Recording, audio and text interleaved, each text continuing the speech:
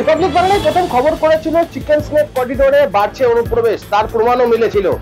একাধিক জায়গাতে বাংলাদেশ থেকে যারা আসছেন তারা 10,000 কিংবা 15,000 টাকার বিনিময়ে আধার কার্ড সহ ভোটার কার্ড বানাচ্ছেন। রাজ্যের বিরোধী দলনেতা শুভেন্দু অধিকারী এই ভুয়ো ভোটার আটকাতেই বায়োমেট্রিক ডিভাইসের প্রস্তাব দিয়েছেন। শিলিগুড়ি সহ উত্তরবঙ্গের বিভিন্ন অংশে ভুয়ো ভোটার কিংবা মৃত ভোটার এই ধরনের ভোট পড়ে যাচ্ছে। আধারের যে সমস্ত তথ্য রয়েছে সেই সমস্ত তথ্যের মাধ্যমে যদি ভোট গ্রহণ করা হয় তাহলে রাজ্যের বিভিন্ন প্রান্তের পাশাপাশি শহর শিলিগুড়িতেও বন্ধ হবে ভুয়ো ভোটার কিংবা মৃত ভোটারদের যে ভোট গ্রহণ প্রক্রিয়া, সেই ভোট গ্রহণ প্রক্রিয়া। যারা মৃত মানুষ কিংবা যারা বাইরে থাকেন সেই সমস্ত ভোট তারা নিজেরাও না দিলে এক অদৃশ্য শক্তি তারা কিন্তু ভোট প্রক্রিয়াকে বিঘ্নিত করার জন্য সেই ধরনের ভোট প্রয়োগ করে।